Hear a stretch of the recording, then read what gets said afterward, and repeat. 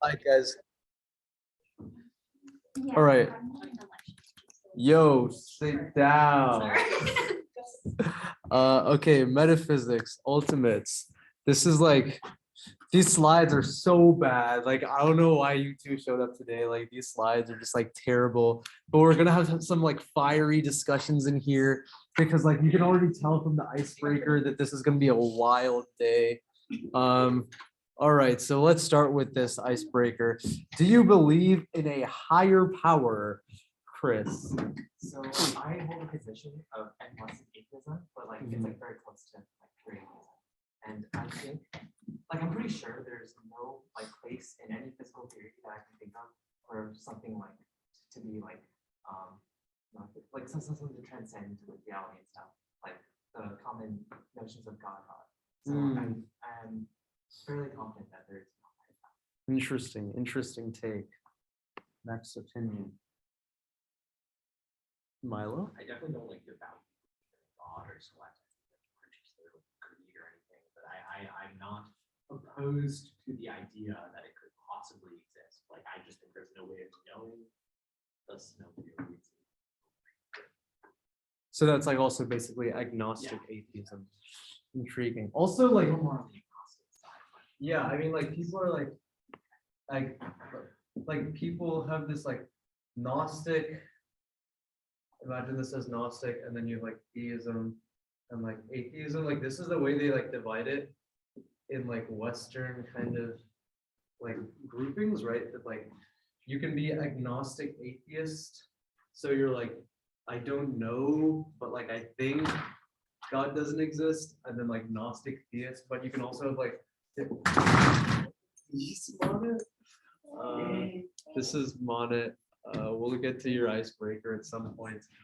Do you know if Tanuja's coming? He's not coming. Okay.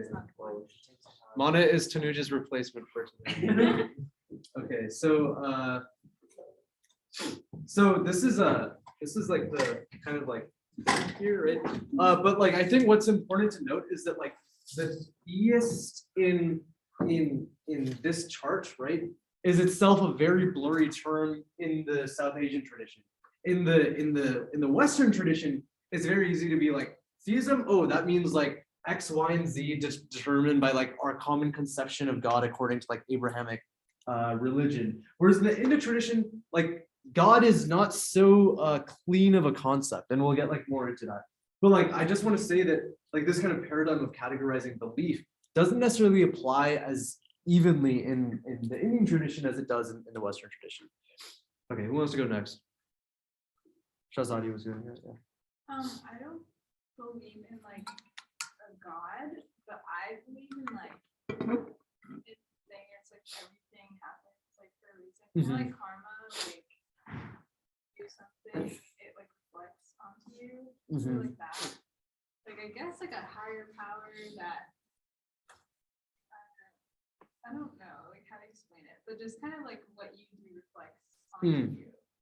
Yeah, and I guess like karmic justice is like something that we'll get into the specifics of. Certain schools think that like karma doesn't need like someone to enforce it, and then other schools say that like no, you need to have like an enforcer of this, and that's where like a concept of higher power comes from.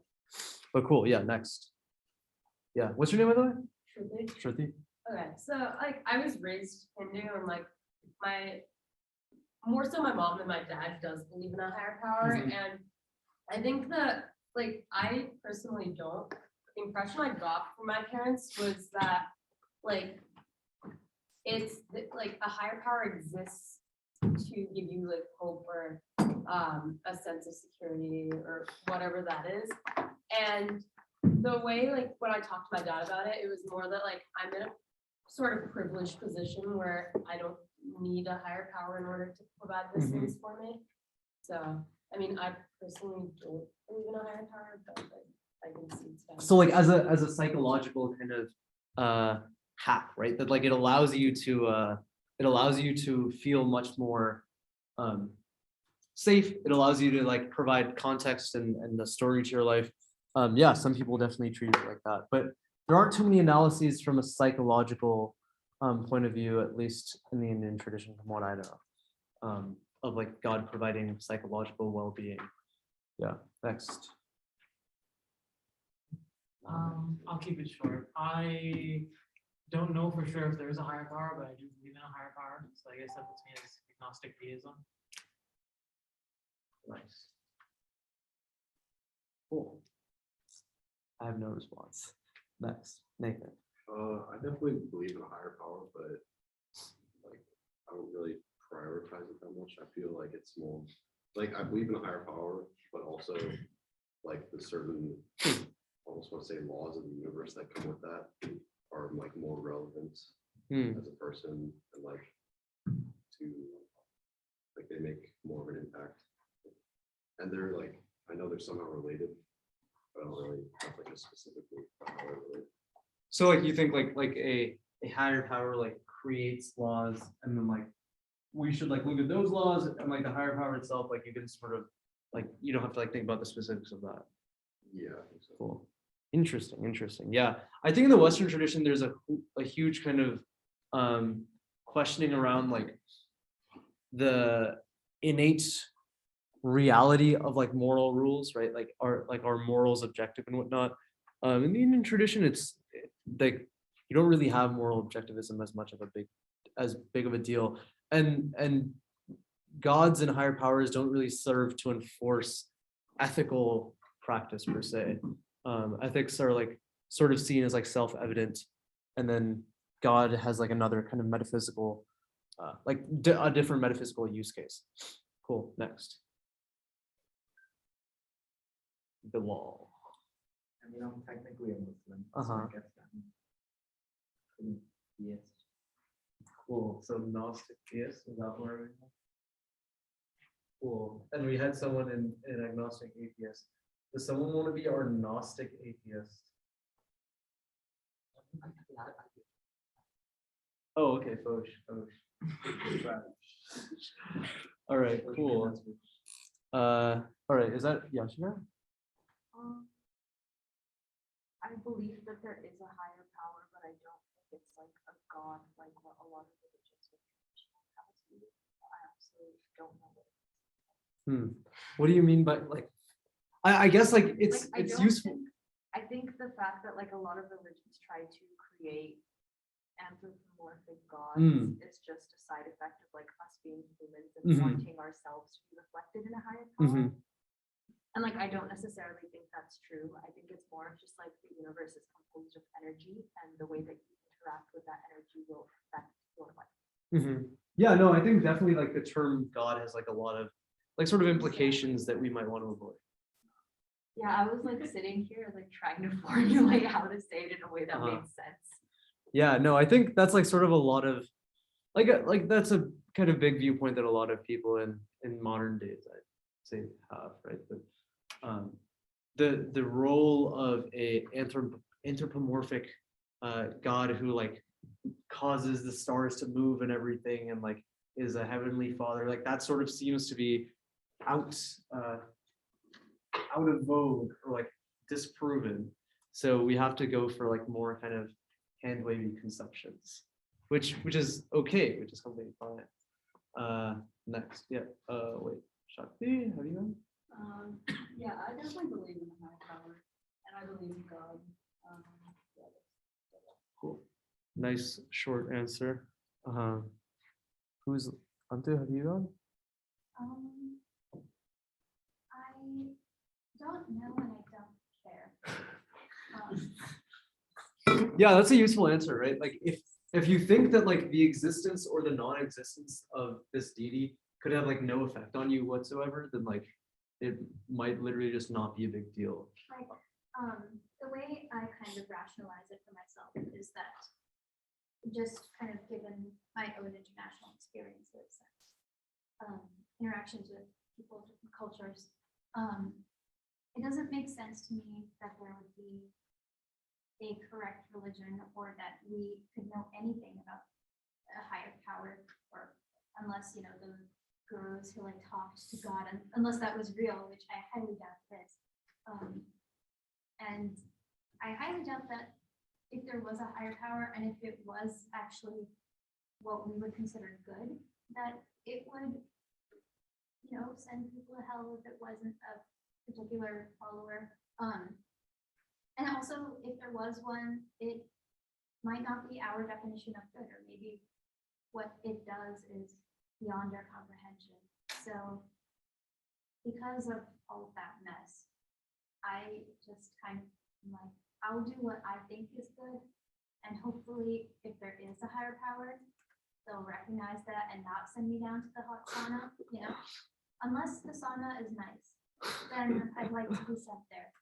Or if my friends are there, just like have a party and like Fair. just revel in each other's Sin. satanic tendencies. So that's kind of the way I think of it. Yeah, no, I think this is also like the viewpoint sort of, not exact this viewpoint, but like the idea that like maybe it doesn't really matter, and like the intricacies of like God and metaphysics and everything aren't a big deal. That's actually a viewpoint taken on by like multiple Nean school of thoughts, namely like Mimamsa, like is pretty big on that. Yeah. Yeah, like to revise my answer, I totally agree with that. Like, I don't really like, I wouldn't put myself an agnostic theist or agnostic atheist, because it's really just that like I don't care.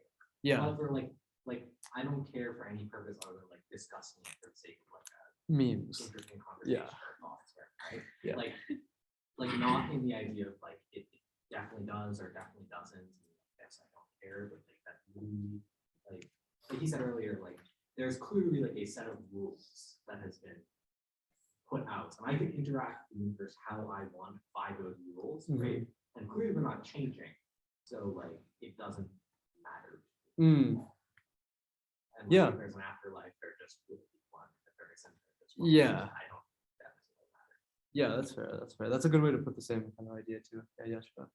I would question if the whole concept of afterlife is something that's created by organized religion, or if it's something that's created by like the idea of a higher power, right? Because I feel like the concept of like, oh, if you do XYZ things, you're gonna go to hell is very much something that like it's become more of a tool created by organized religion to keep people in line, if that makes sense.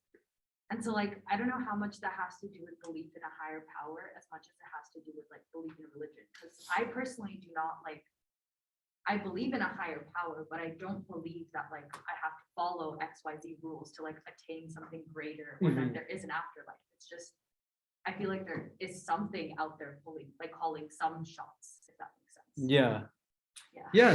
Yeah, I guess like that's sort of like in line with what we were talking about earlier about like God potentially, like God as the progenitor of a set of rules, or like them being like in parallel, right? That like the rules might operate on their own, and God is separate from that. Yeah. Just wanted to add, and it kind of builds off of what you were saying. I feel like it's very interesting that people often ask if you believe in a higher power, but people don't really talk very much about like whether or not you have a soul. Even though they're very similar questions, it feels like there are a lot of like different things at play in like those two questions. Yeah, I'd say they're like very intrinsically tied questions in some ways, right? And that's like sort of what we talked about last week with like the talk on self, right? And when we look into the Vedantin schools, we'll see that like a huge portion of their metaphysics is like the relationship between like Brahman and Atma, right? Like, how are these related with one another? Or is this like a part of this? Blah, blah, blah, etc. Yeah.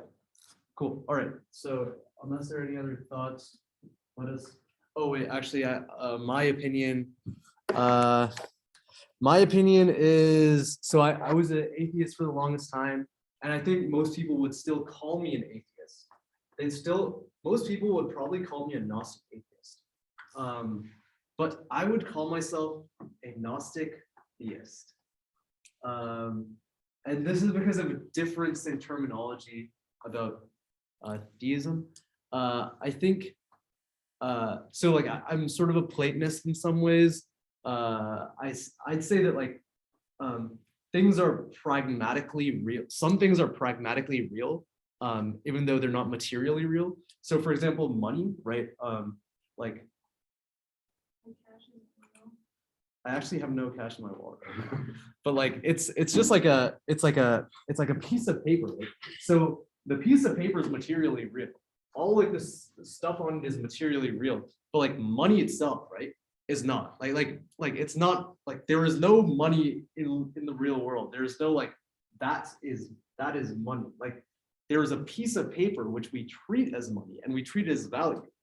But the value itself exists in the common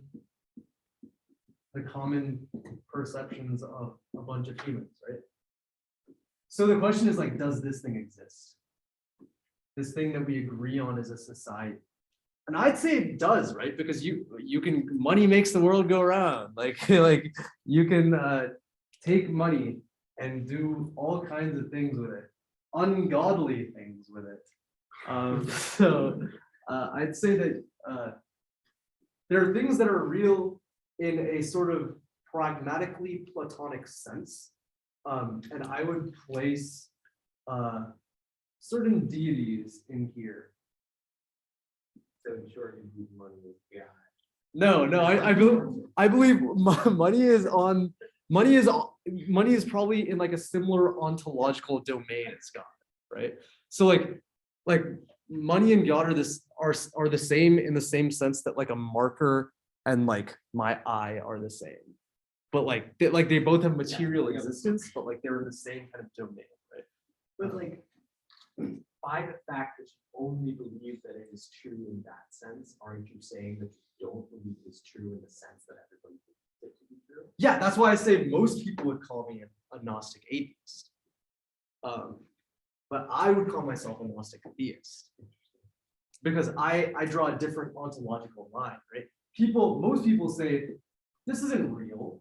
Money isn't, like people, if you ask people, is money real? They'll say, sure, it's real. But then if you ask them, like, does value, like if you play around with the words, a lot of people are NPCs, right? They're like GPT-3. If you like write your like prompt in a specific way, they'll start giving you these like pathological answers. Like this is exactly what these like machine learning models do. And humans do the exact same thing. Like you can ask very pointed questions and be like, if you were to flip a coin 100 times, but you made sure that you only flipped it with the head side up, what percentage of the time would the heads show up?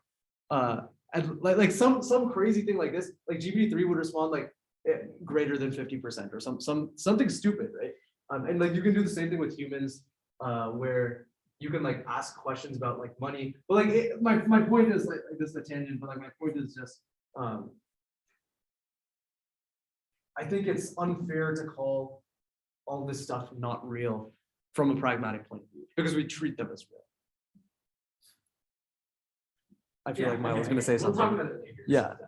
No, okay, cool. Yeah, I don't want to go into a back and forth, but yeah. Yeah, cool. All right, any other thoughts here? Okay, sweet. What is the ultimate goal of life? So it turns out that the first question, right, the icebreaker question is like actually not really what a lot of Indian schools are concerned with. They don't really care about this categorization of like, is it real, is it not real, and whatnot. They're more concerned with like, what is the ultimate goal of life?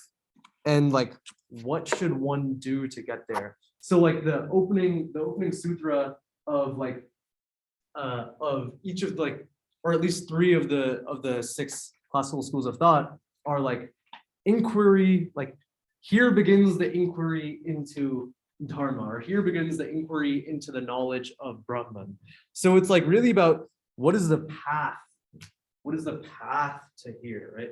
Like how do you get there? And like they don't really care like what you think the ultimate goal is or whatever, like the specifics about that, but it's like what are you supposed to be doing?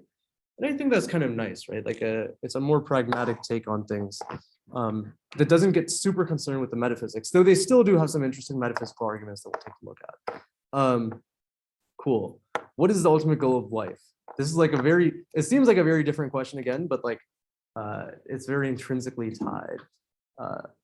So should we come back to this, or like maybe I should lecture for a bit and then we'll come back to this. Yeah, let's do that. Yeah. Over the course of this semester, the icebreakers just get like more and more like detailed. Also, I had to like turn down the font size to fit these quotes in. Who wants to read out this? Huh? Yeah, I mean like when I'm like trying to read my No, quotes. but have you Sometimes. I used to wear them last semester, but then they turned up my power in January, and like now they give me headaches. Yeah, like the lens power. So like, so. Level. Okay, so who wants to read out the first quote for me? I should have not have taken out my glasses and just been like, "Yo, I can't read it. Someone read it for me." That would have worked better. Okay, yeah, Nathan. The Lord Ishvara is a special self, Rusa, untouched by defilement, connection, the results of karma and the store of mental deposits. Yeah, so this is basically a definition given by like the founding text of yoga. He basically says that like this is literally how we're defining Ishvara. Ishvara is like what they call God in this specific school. Yeah, so like Purusha, like who you remembers like Purusha versus Prakriti, like that whole theory, that duality kind of thing, right? And that's like present in Sankhya, and then the yoga school adopts that as well, where you have all these Purushas, like these individual like souls or selves, and then you have Prakriti, which is like the one kind of evolving material being that all these Purushas are manifested in. And the way they define Ishvara in yoga is basically just the one Purusha that is like untouched by karma, and like it's special for a number of reasons. Yeah, and who wants to read this next quote? So this comes from Yoga Bhashya, which is like 8th century AD. Yeah, Yashika.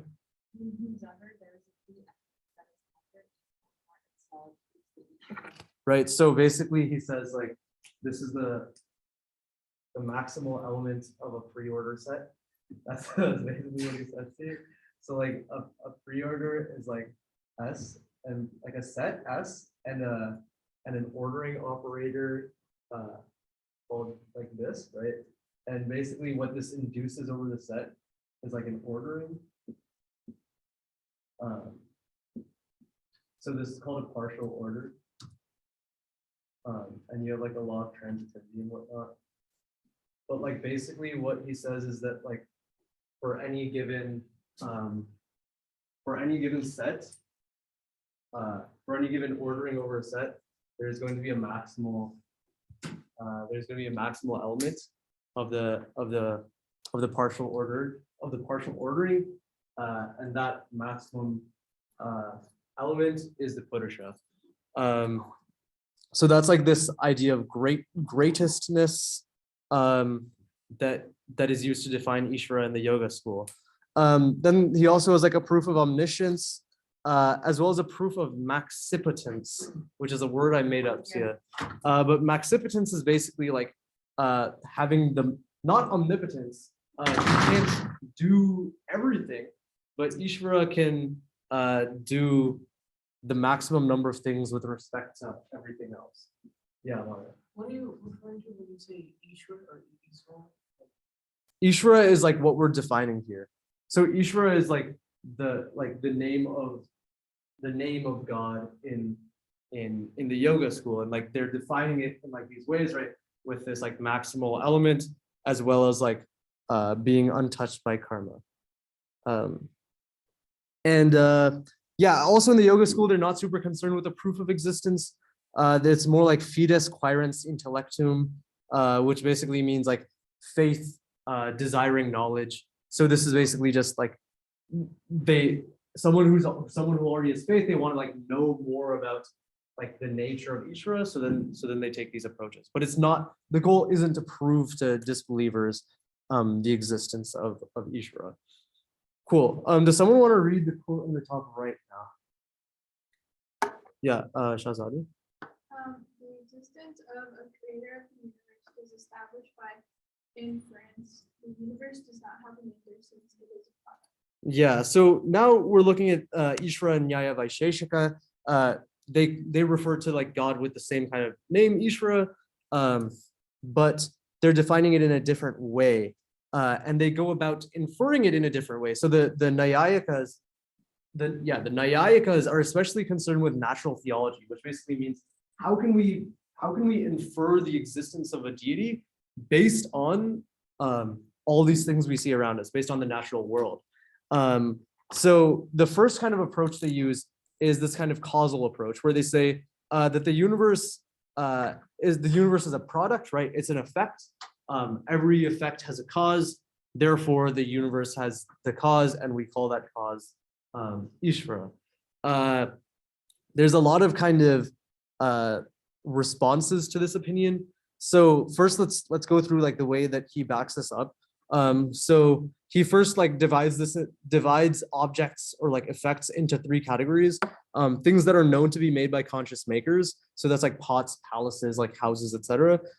Things where we are unsure whether they're made by conscious makers or not. So like trees and mountains, like are they made by a conscious person? Like we don't know, or made by a consciousness, not, or like an intellectual, like intelligent creator. We don't know whether they're made like that. And then the third category is like things that are eternal and uncreated. So that's like atoms and selves. I think everyone would still agree with like atoms, right? You have like law of conservation of mass and whatnot. Like these things are like eternal. And then selves is like more contentious, but people would still fear like within this metaphysical system, they exist eternally. So then the second category is where we're trying to run this inference, right? So basically the inferential strategy they use is they say earth and the like, right? Like the things that we're unsure about have an intelligent maker as an instrumental cause. That's our hypothesis. And then the reason is because they are an effect, right? Earth and the like are effects. And this is similar to the example, similar to examples like a pot and unlike an atom, right? So a pot is an effect, therefore it has a cause. An atom is not an effect, therefore it doesn't have a cause. And basically they're saying that since the earth is an effect, it must have a cause. So there's some kind of creator that created the earth. But they say that the universe isn't the same thing, right? So the universe as a whole isn't created. The universe exists permanently.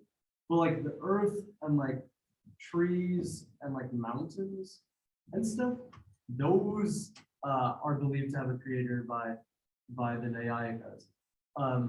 This kind of, so like here we have the sun and whatnot. So all this other stuff, like the atoms in here, right? These are all eternal, and space and whatnot is eternal. But thank you. But earth and all of this stuff, they say are effects, which means they must be caused by an intelligent creator. So this kind of viewpoint is very, does someone want to like destroy this viewpoint with facts and logic based on like modern physicalism? Yeah, Chris. So I think so all of these things are made up of atoms. Well, no, obviously they're like not many. So if they're trying to say that like these trees are definitely second time sun or not, like it seems arbitrary. Like even like the atom itself, like well why wouldn't it matter? I was like they're not elements. Yeah, like that. Yeah. So like the rise of like the modern natural sciences like completely defeat like this point of view, I think, of like drawing a boundary between like the earth. Like I think if you appeared into the world and you didn't have knowledge, like if you didn't have knowledge of like biology and physics, and you saw like trees and you saw like a pot and a house, you'd be like, damn, that tree is like, seems like pretty similar. Like it looks pretty complicated. I'm sure like someone created it just like someone created this pot. Whereas if you look at like the universe and you just like see stars there, like literally for like millennia, like the same stars in the sky, you'd be like, nah, those are like probably eternal or whatever. Like atoms like just don't seem to like disappear. Like dust particles are just like always floating around. So like those probably exist forever. But like these complicated stuff, like I don't know, birds, like damn bro, like someone had to have made those. But like with the rise of like physics and stuff and like being able to describe like how atoms turn into stars, which turn into these elements, which then like turn into accretion disks, which became planets, and then the planets you have natural selection, and then you have birds. That just like completely throws cold water. Is it hot? Yeah, cold water, right? Like threw cold water on his theory. Is that the phrase? It's too hot water. No, I think it's cold water. Yeah, we'll say through a wrench. So yeah, this is like all of the modern natural sciences completely throw a wrench in this theory of like this stuff having to have come out of some intelligent creation process. It is cold water. Okay, cool. All right, sweet. So yeah, so the Nayayika say that like their Ishvara is like the author of the Vedas, the operator of karma, the fixer of linguistic rules, and like the prime mover of like all the causes and stuff, right? So like atoms and whatnot might have existed, but like they had to be like put together and everything. So their Ishvara is like the primum movens in like the Latin sense, or the Aristotelian sense. Yeah. So this is like first causer. Yeah. Exactly. So they're very concerned with like cause and effect and being able to infer the existence of the Ishvara based off of like the natural world. Right. Cool. Any questions here or thoughts? Also, next time someone goes to the bathroom, can someone please fill me water? Like, I'm dying. Okay, cool. Like, do you actually need to go? I have Foch. Okay, cool. All right. Wait, where am I? Okay, so yeah, this slide is incomplete, but I'm gonna go through it anyway because like I feel like so like I'm basing these slides off of like the textbook, right? There is a textbook, and I meant to send it out in like week 4, but I never ended up doing that. Oh no. This is all like based on the textbook. But I mean like decent portions of it are based on like my own like other readings. So it's like a synthesis of like the textbook is the core, and then my other readings and stuff also thrown in. Yeah, Brahman. So Vedanta then comes up around like the 7th or 8th century, right? And you have Shankara, right? Adi Shankara, who is basically like we talked a lot more about this last week, where you have this idea of Atma, right? Atman is like this soul, and like he basically says like Tatvamasi, right? Like thou art that, like your soul is the same essence as like Brahman, like this prime, like the fundamental self of the universe, right? Like consciousness. And the proof that he sort of gives is the existence of Brahman is known on the ground of its being the self of everyone, and this self is Brahman.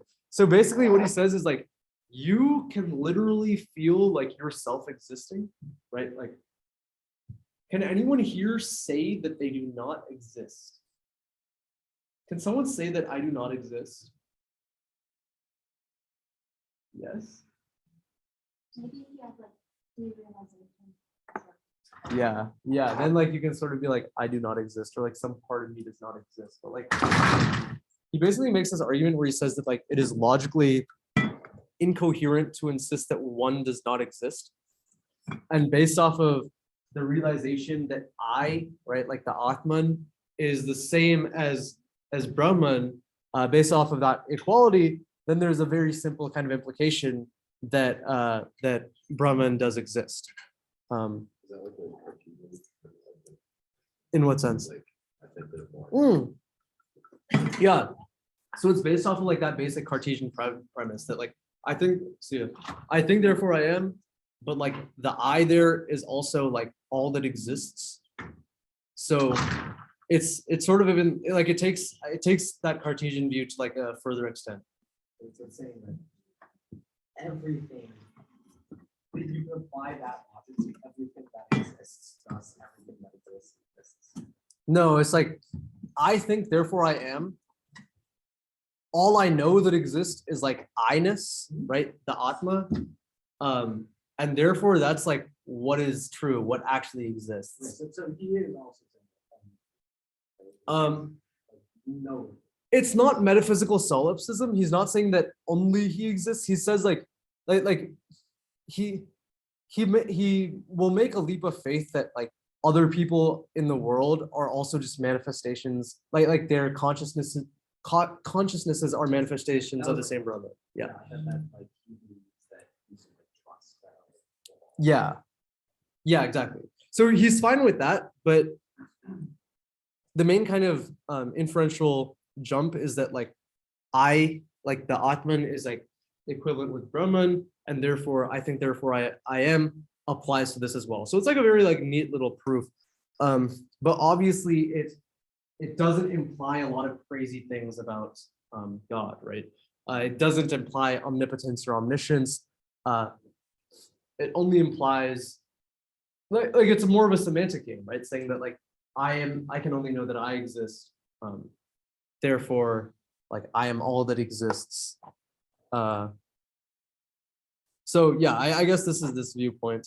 But even like regardless of the metaphysical, like the weakness of the metaphysical argument that it isn't omnipotent or it isn't omniscient, he still very often is fine with assigning Brahman all these capabilities. Specifically, I think that's based off of the ability to like perform Maya, right? Like to create the grand illusion of the world. He basically says that Brahman is the one that creates this grand illusion, and therefore he has like the power to like like what amounts to omnipotence, right? Yeah. Any questions or thoughts on this? And this is the view of the type. Yeah, this is the view of Advaita Vedanta, specifically Adi Shankara around like 7th or 8th century AD. Cool. All right. Now let's look at Vishishta Advaita. So this is like the school that like my mom's family side sort of subscribes to. So the Vishishta Advaitins literally translates to like qualified non-duality. Like Vishishta means like, we talked about this root last week. It's like qualified or specific, and then Advaita means like non-dual, right? So basically he says that like if Brahman is attained, it must differ from the self in some way, right? So if like this is me, and then like, all right, so like let's draw things out. So like Tat Asi, right? Like so Asi literally just means like you are, right? It's like the second person singular copula, which basically means like it's like an equivalence relation between these two. And so let's say there's a Tat and let's say there's a Tvam. The idea here is that the Tat is the Brahman and the Tvam is you, right? Your Atman. And what actually is being like what Ramanuja's argument, the Vishishta Advaita argument, is that each of these are different properties, right? Tvam is a different property or different quality from Tat. And based off of the fact that they're different qualities, the underlying substance must have these two qualities, which means that it's it has qualities. It isn't non-qualitative. And that's sort of this tension we see earlier in Advaita of like Saguna versus Nirguna. Saguna means Brahman with gunas, with qualities, whereas Nirguna is Brahman who doesn't have qualities. And this is basically like a proof that, see, like Brahman already like implicitly has qualities by your own admission, because you're saying Tat and Tvam are two qualities of it. So this is sort of like the huge argument that happens internally to Vedanta between the Advaitins and the Vishishta Advaitins. It's basically questioning the metaphysical relation between substances, right? The underlying substance of Brahman and all the qualities in Brahman, and whether those qualities exist or whether Brahman is non-qualitative. So yeah. Also another reason why some people like Saguna Brahman is like the whole like bhakti school, right? In order to be able to devote yourself to something, you need like an object of devotion, right? You can't just you can't be devoted to like this empty shell of pure consciousness. You need to have like someone with attributes. So in order to remedy the nirgunaness of like pure Brahman, the whole idea of Saguna comes about, that we can assign attributes and qualities to Brahman in order to have devotion and whatnot. Any thoughts on Vishishta Advaita? How can that be equal to Brahman? If the Brahman that you attain is different from the self. Exactly. That's the exact question that the Vishishta Advaitins ask, right? Right? They say like, how can we use two different words to talk about the same thing if this thing is different from yourself, right? So that means that there's a qualitative difference, and that's why they're Vishishta Advaita, that they think there's a qualification here. And the specific way they talk about this is like, there might be some Paramatma, and then you have all these little souls, and we go in this process of like joining and rejoining, et cetera, et cetera. Huh? Yeah. Can you not see? No, I can see. I thought you said you could see. No. But like this is the idea, and you might have, et cetera, et cetera. So that's the idea with Vishishta Advaita. Then we have the Dvaita school, which is the dualist school. And this is like more recent in Vedanta. I think it only really came out in the 13th century with Madhvacharya. It might be Madhvacharya. One of those. Yeah, so the original kind of quote, this is called one of the 4 Mahavakyas, the great sayings of Vedanta. The original passage that this is quoted from goes something like Satma Tattvamasi. So like basically in Sanskrit, you have this thing called Sandhi, which we talked about in like week 3 or 4, where basically sounds get pulled together. So if you have sa and like then like in 2 different words, so like la, then these 2 get pulled together into sa. So he basically actually that's not what's happening here. Well, I mean this like a depiction of the same phenomenon, but actually what's happening here is sa ma that is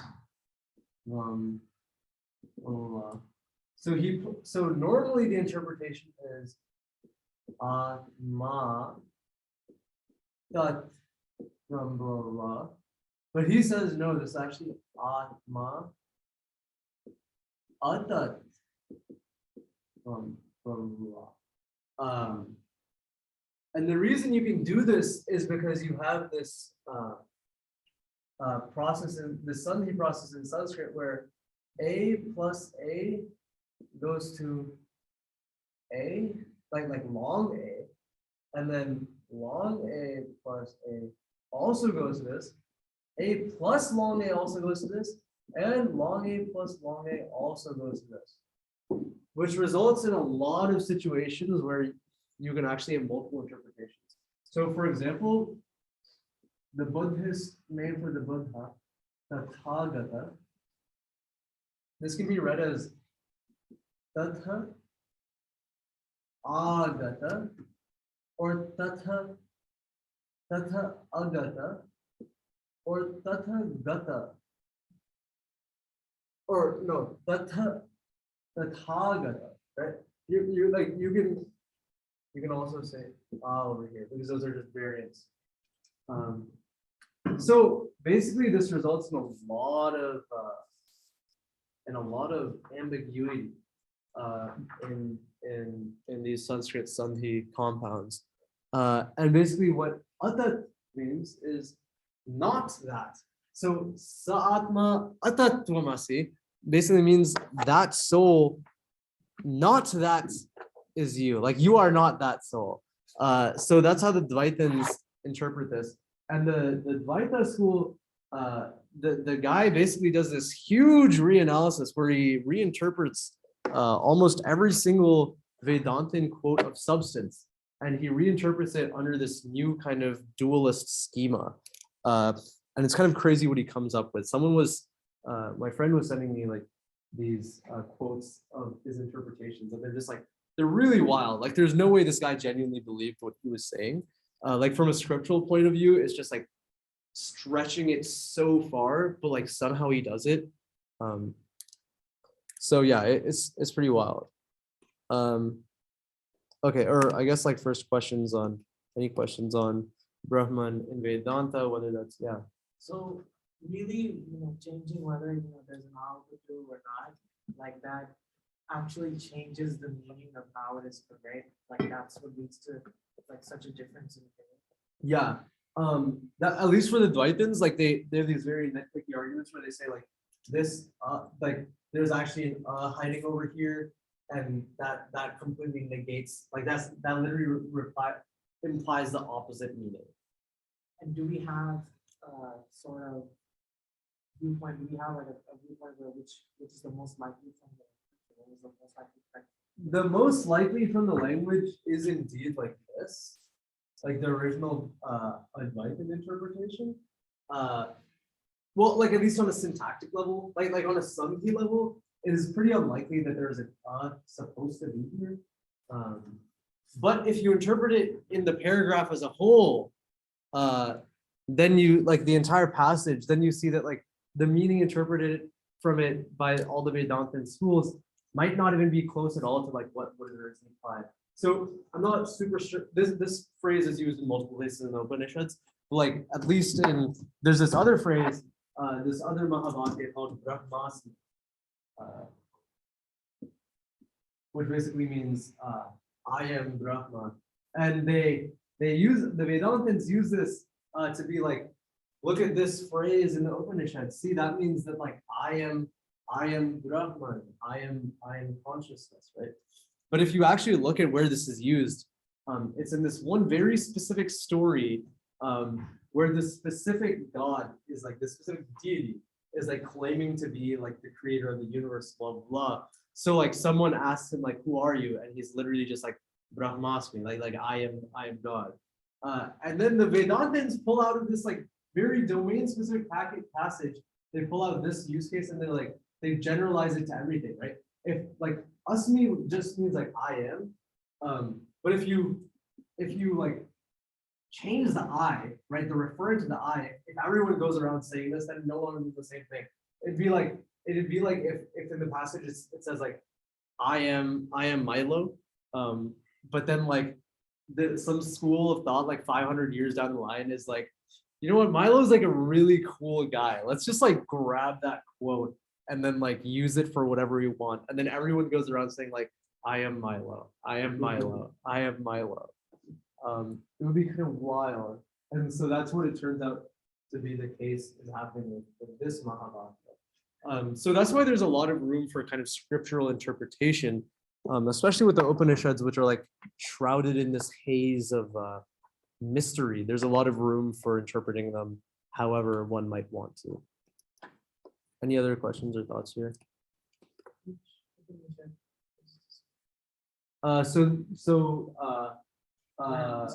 Sattvamasi shows up in a number of Upanishads. I think it definitely shows up in the Chandogya Upanishad. But what were you saying, linguistics? Sorry? You were saying linguistics? My question was, besides the linguistics, which you already answered, my question was, well, like in which primary Upanishad does this? Yeah. Do these show up? Yeah, so I mean, like this Mahabharata, like Tattvamasi, definitely shows up in multiple Upanishads. But like, yeah, the Chandogya Upanishad is probably where I think, at least there. Yeah. Cool. Other thoughts, questions on these slides? Okay. Let's talk about Buddhism and then one more thing after this, and then let's wrap up. So the Buddhist viewpoint is that like the Buddha has always existed, and he basically reincarnates to bring knowledge of nirvana to all. This is sort of the viewpoint of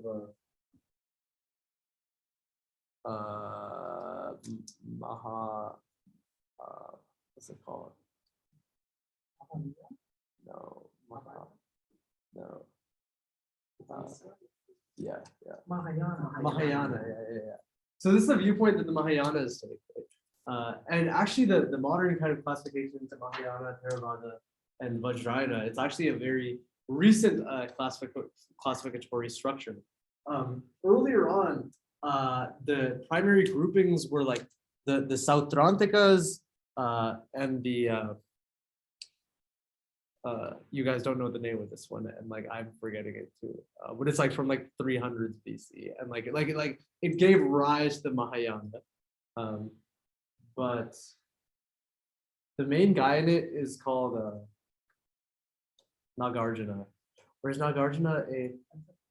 Nagarjuna is a Sautrantika. Okay, I'm not a Buddhist, so that's why I don't know these specifics. Hinayana. Huh? The Hinayana school. No. Hinayana is what the Mahayanas people refer to the Theravada as. That's not what I'm talking about. Yeah, Madhyamaka. Yeah. So that school is basically so you have like the Madhyamaka and the which they call in Pali as Madhyamika, because like they can't pronounce Sanskrit correctly, so they can pronounce it as Madhyamaka. And then so you have that, and then you have the Sautrantika.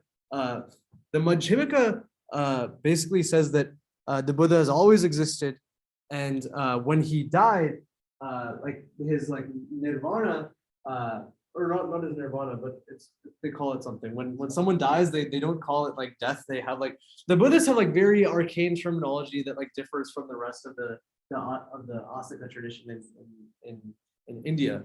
But basically they call it something when someone dies. But when the Buddha like supposedly died, they actually say that like he didn't actually die. It was just like a trick of like it was an illusion that he did on people to make it seem like he was going away, but actually he survived and he always has existed. And the reason he has always existed and always come back to earth is to spread the knowledge of Buddhism and how to achieve nirvana. So this is where like the whole kind of selfless proselytization of Mahayana Buddhism comes from, of like the desire to like be like the Buddha and like come back to the earth and reincarnate to help all other beings sort of achieve nirvana. Yeah, Chris. So I'm very not a Buddhist, but what would they say to like the question, why did Buddha, like if he had always existed, why did he wait for show himself and spread the word? Like did he just neglect all people? No, so they actually say that the Buddha showed up innumerable times into the infinite past. That like he shows up like every like few thousand years or something like that.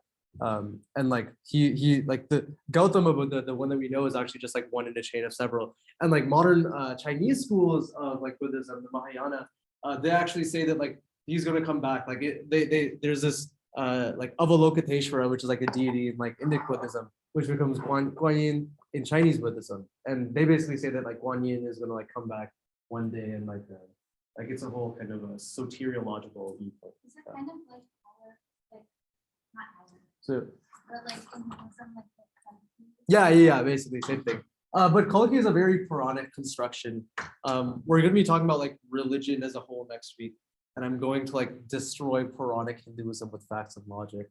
Yeah. But how does, at least in the Mahayana school, how do they sort of or in Buddhism in general, how do they sort of reconcile the whole Buddha returning back to earth and reincarnating to bring knowledge, and basing this theories off of what you were discussing in that Vedanta, with this with there's refutation of there being a Brahman or a supreme being. I'm interested in how they're really able to channel many of the concepts here, but then the logic somehow goes away, or like they still don't believe in the Brahman. So actually what it is like historically it's almost the other way around, where you have the Vedic schools which don't actually have any kind of grand metaphysics of self and the universe or consciousness, and then Buddhism arrives on the scene around 600, 500 BC, and comes up with this whole idea of like shunyata, which means like emptiness, that like the self is empty, all things are empty. The goal of nirvana is to like recognize that emptiness and like become one with the emptiness, right? Like become nothing. To nirvana literally means to like blow out a candle or something like that. The Buddhists are actually the ones who come up with this whole kind of metaphysics around nirvana and like escape from the material world. And only later do the Vedantins sort of then adopt this kind of same viewpoint, championed by like Adi Shankara. And in fact, the Vishishta Advaitins call the Advaitins Prachanda Baudha, which literally means like crypto Buddhists, as in like crypto, as in like hidden, like Prachanda literally means like wearing a hood, like going under disguise. And the Vishishta Advaitins refer to the Advaitins as like these kind of like disguised Buddhists, because they like the emptiness, like the shunya of Buddhism is dysfunctional. The shunya of Buddhism is in a very similar way the same thing as nirguna Brahman. And the nirvana is in a very similar way the moksha of Advaita Vedanta. So you have a very kind of close tie here. And it seems like all that Advaita Vedanta did is say that the shunya isn't zero, it's one, but like for all like actual means, like needs and purposes, like they, like you can treat them as the same thing. I like one way you can almost think about it is like zero indexing versus one indexing. So like they're like, it's just a change in label, but like for all intentions, it's basically the same thing. Cool. Any other thoughts here or questions on Buddhism? Cool. Okay, let's wrap up with Vaidika Mimamsa. So Mimamsa has like has two primary schools of thought, the Bhata Mimamsakas and the Prabhakara Mimamsakas. Both of them are primarily concerned with the use of sacrifice to attain svarga. Svarga literally means like going to it is translated as heaven, but it literally means like going to the sky or going to the sun. The goal in Mimamsa is to perform the actions that are conducive to getting you to Svarga, which is very similar to sort of how the Vaidika schools would interpret it.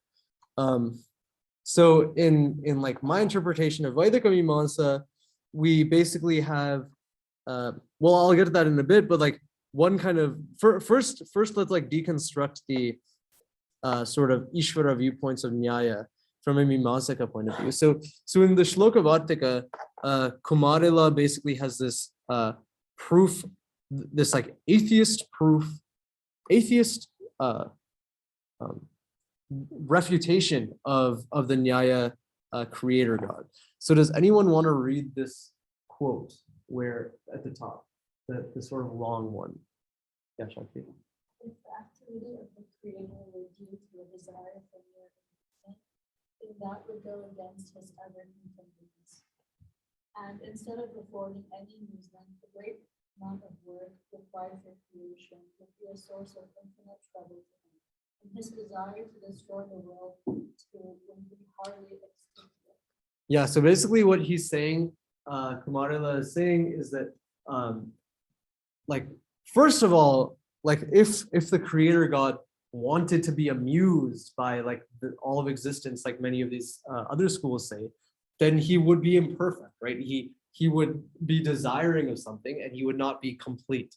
So that makes him like not even like an object worthy of worship. If this guy can't even like satisfy himself, then like why should we like worship him?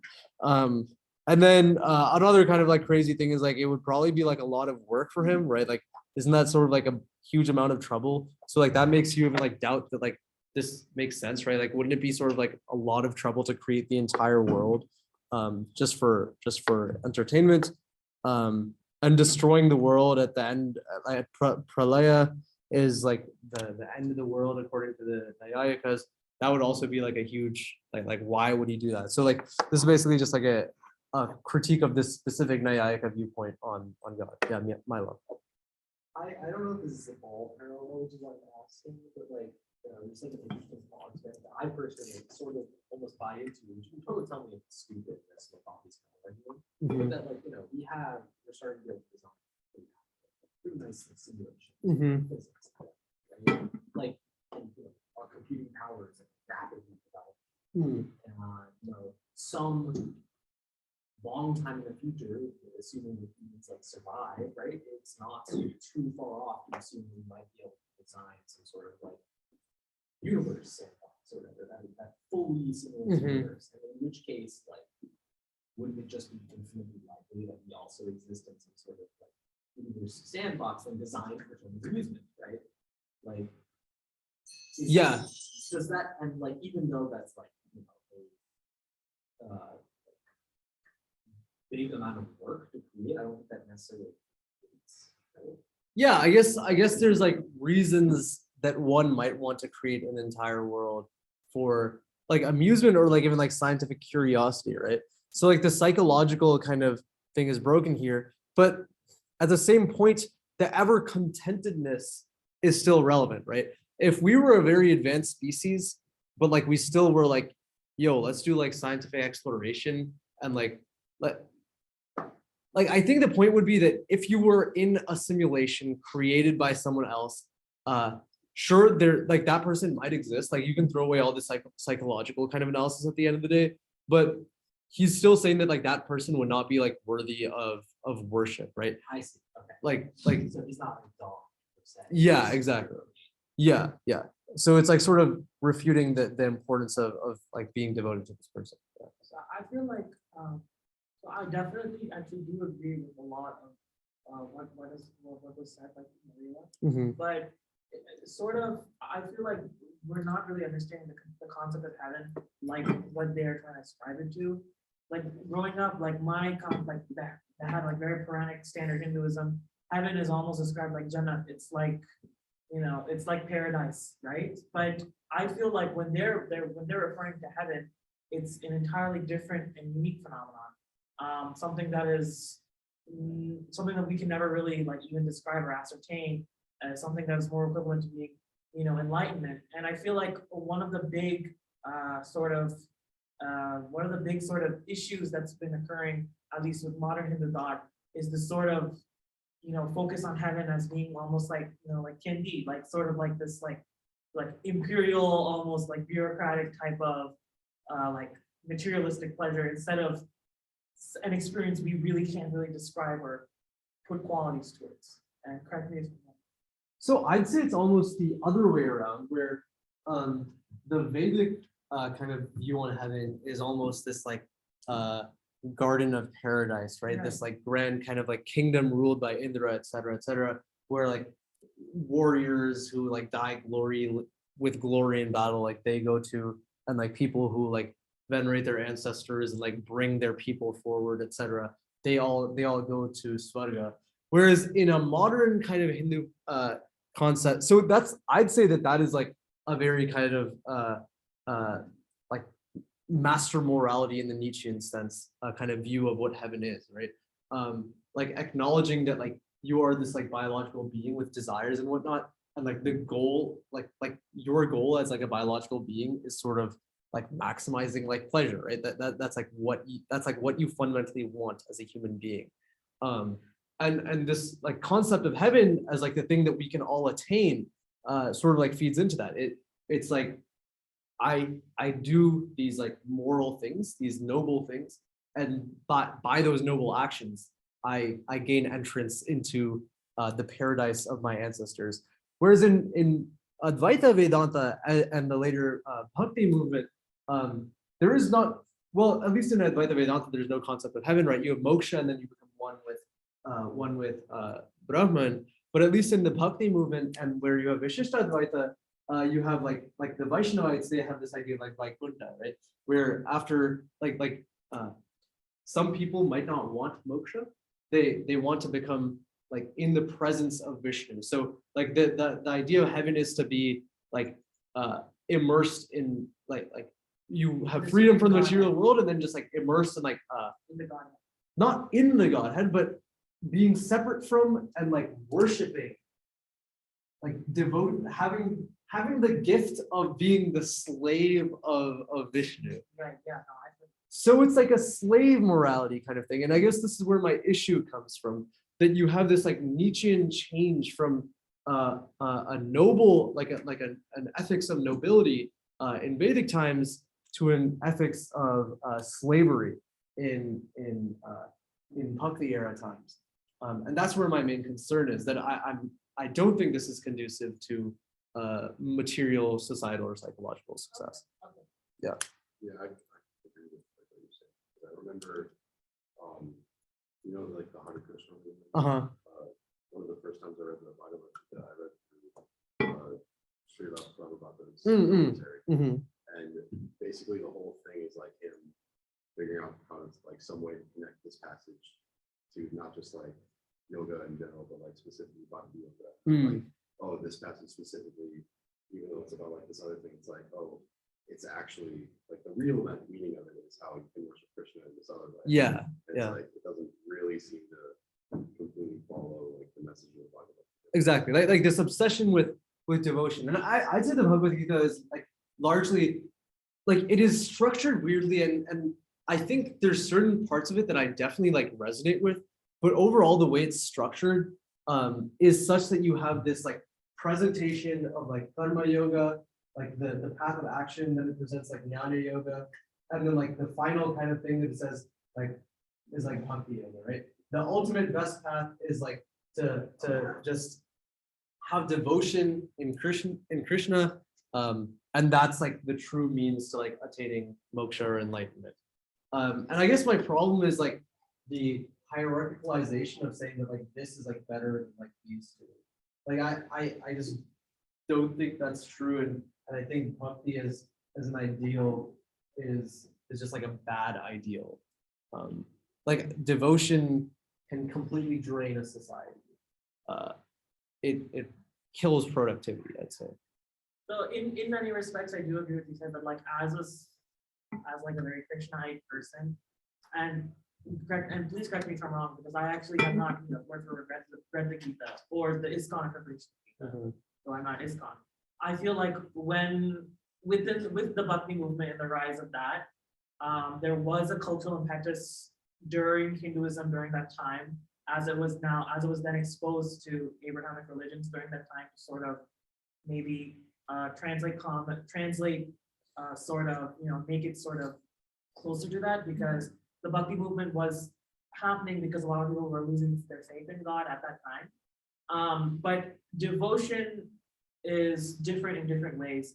So I feel like devotion in dharmic faith has always been different than like being a redeemer, or like worshiping Christ and stuff like that, or being a servant of Allah. That devotion in Hinduism, in the Hindu respect, for me, it when I like learned about Bhaktiism, it was sort of having so much love that you're not like a slave like that, like Narayana, like worshiping Narayana all the time, but there is like a sort of end goal where you can sort of become your own Godhead and sort of rise to that occasion, and sort of become in part with the Godhead. So again, honestly, like you are right. Like being like a slave to Vishnu is like a very big part of being a Vaishnavite and stuff like that. And yes, it is kind of problematic to think about it, but I feel like there is also like an interpretation being lost, which is, I'm immersing myself fully into God, and I'm sort of channeling something that you really only find in the Gospels in Christianity, which is like complete adoration of faith. It's almost like a pseudo Protestant type doctrine almost. I think you're getting at like some underlying, like the tension between Advaita and Vishishta Advaita, right? Of like becoming one with Brahman versus becoming like a slave or like servant of like a manifestation of Brahman, right? That's a very Vishishta Advaita viewpoint, and this is a very Advaita viewpoint. I've sort of addressed, so Vishishta Advaitins are the ones who are typically the bhakti-oriented people, right? Because once you have a concept of Brahman that has qualities, then you can worship it, et cetera, et cetera.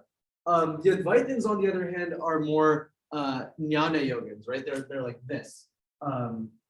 They tend to be of like the deep meditation type and like complete immersion in Brahman.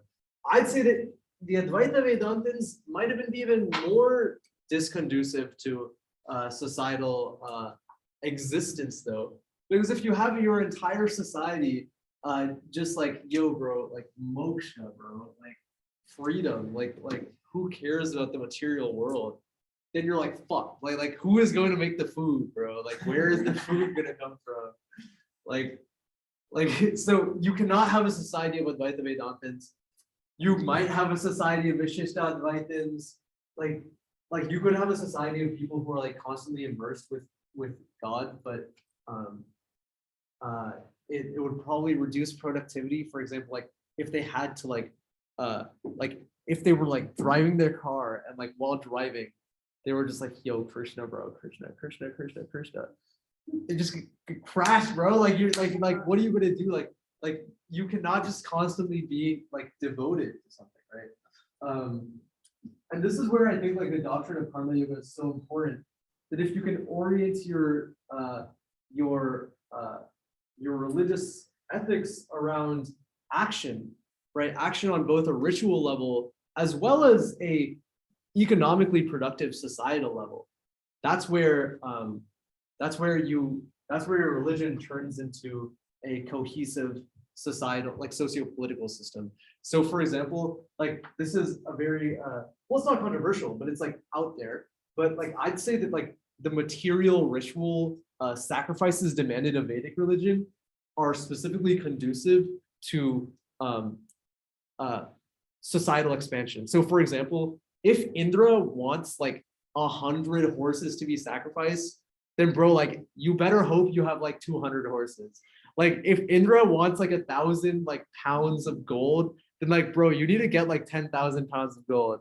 Like when the gods demand material sacrifices, that's like when you need to like have a society that's like functioning and like an economic structure that produces value.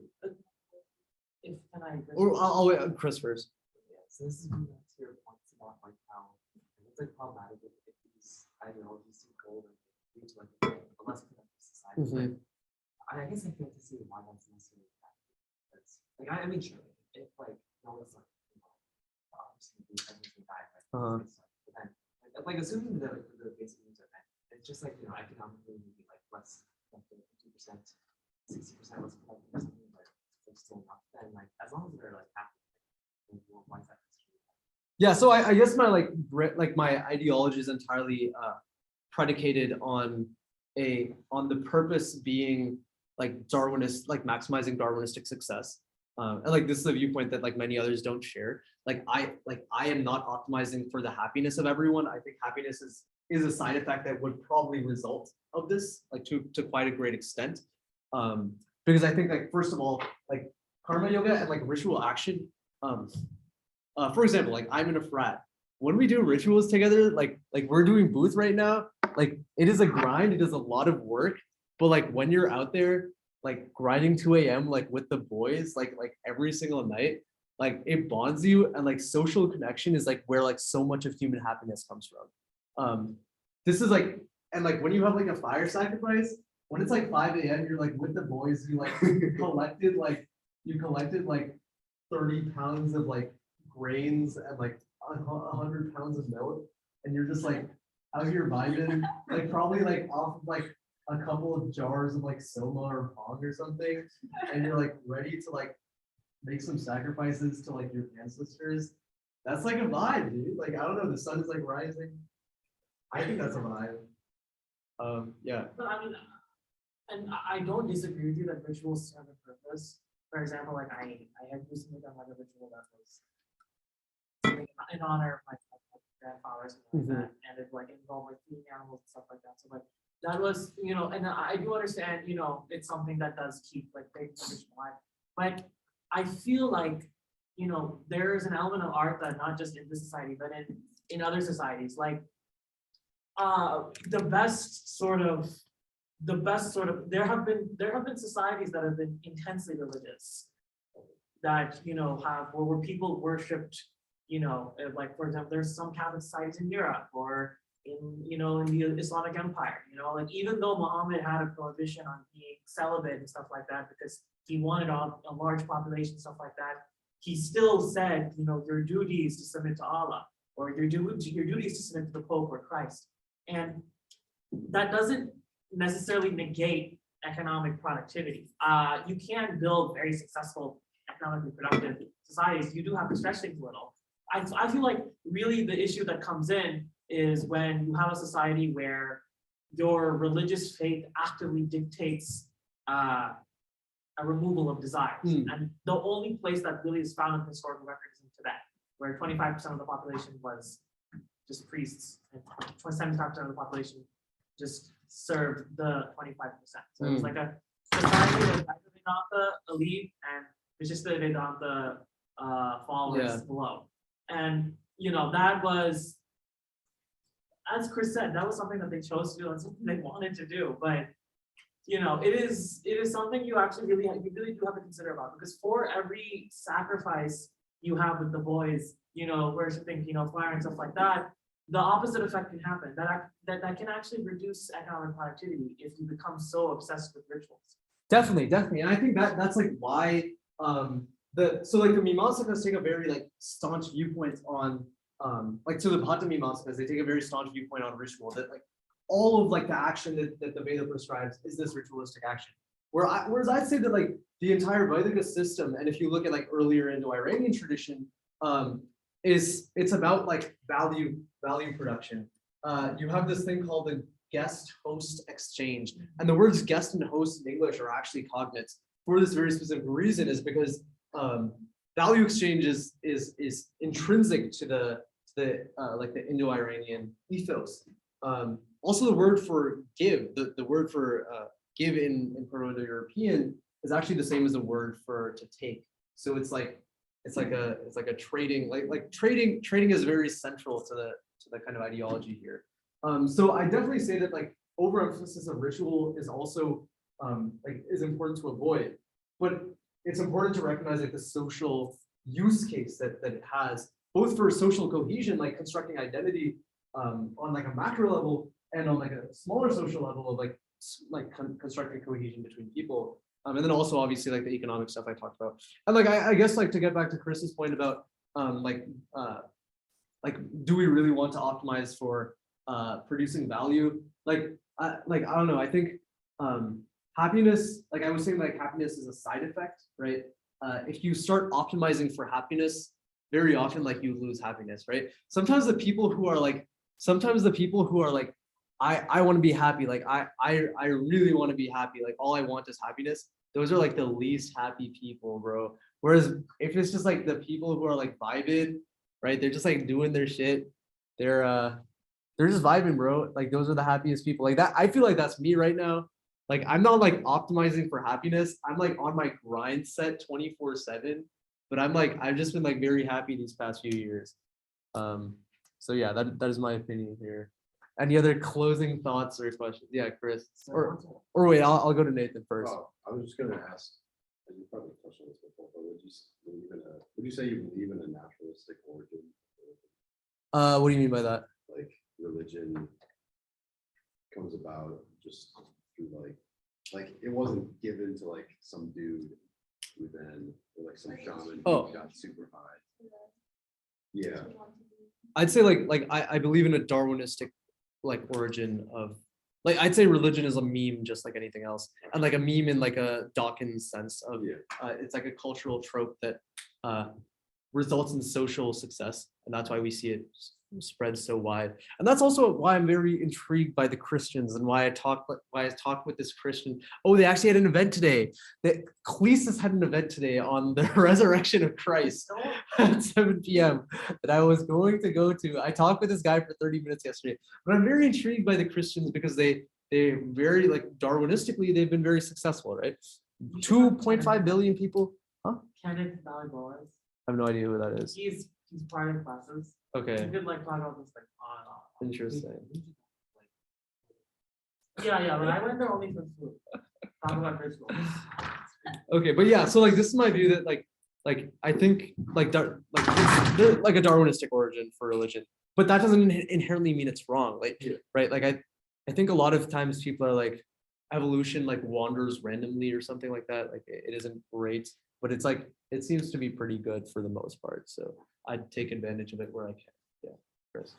So, I wanted to contribute something from YouTube very like about like the ritual system. So, like it might be the case that by doing material sacrifices to like each whatever the content was. Indra. Yeah.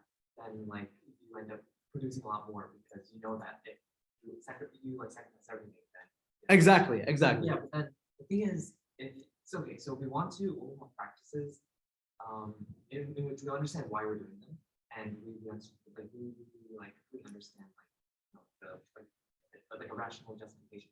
So like if we have this practice of like, well, we would think it's not really rational, like to sacrificing to this god that we don't know that they exist, then like eventually what might happen is it'll lead to a decay in intellectual like prowess, and like because like eventually people will they'll basically do these practices without any real like justification. Like, oh, it's just to lead to God or whatever, and eventually that maybe it won't seem like that at the time, but like it'll lead to a lot of other things that they won't understand, and like it would be better for them to do the same thing, like not sacrifice to like the god, but like still produce that surplus, but for the sake of having a surplus, not because maybe no one is in God, so that they would actually have like a justified reason, and that would lead to like a more intellectually justified society, and it'll be more productive, more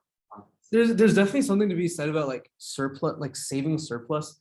A lot of Max Weber's work on Protestant societies is like their success comes from like hoarding of wealth, right? That like if you produce a ton of excess, right? So like the Protestants basically have this view that like the mark of God or something like that, like if you're really rich, then like it proves that like God has selected you for heaven.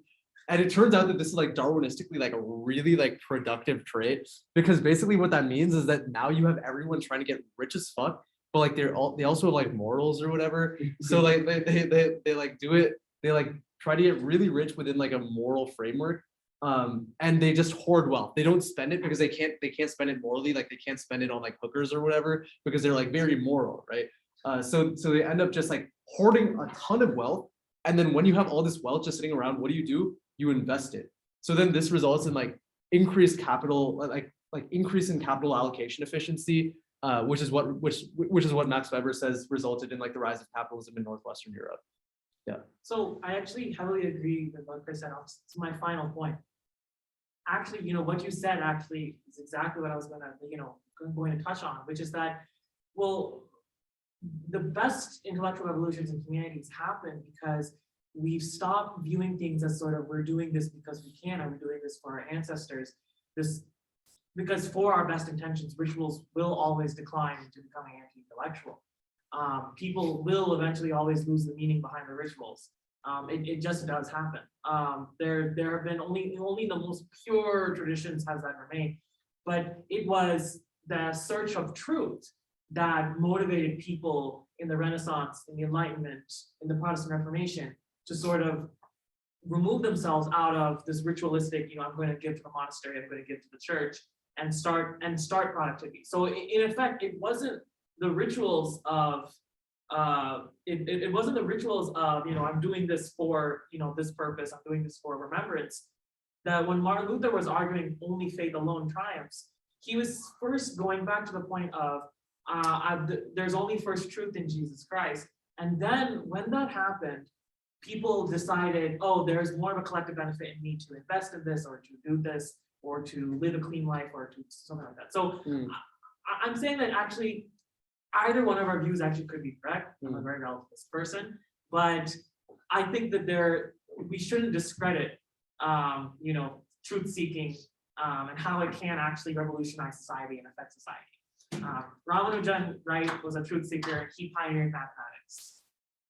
There are plenty of examples of people who were seeking the truth and stumbled upon modern social economic theories that helped society a lot. Yeah, I mean, so I don't want this discussion to go too long, but I guess as a closing thought, I'll say that this is an ongoing project, right? Reconciling, I think we can acknowledge that there are clear benefits in some ways in terms of social cohesion, identity creation, and creating surpluses on an economic level that ritualistic rituals could have. But at the same time, there is this chance of ritualistic decay. I wouldn't be so I actually won't get into that, but I think that the basic idea is that you don't need to understand why you're doing a ritual to still gain value from it. But I understand what you're saying, that not desiring to know what something is institutes a sort of lack of curiosity that might then be disconducive to intellectual success. So there it's a task, right? It's a task of how do we reconcile this on a secular sociologically conducive level that is fit for the purposes that we want it to be. So it's an ongoing task, but yeah, very interesting thoughts. I can continue this discussion with you guys afterwards, but any other final closing phrases? All right, cool, very nice.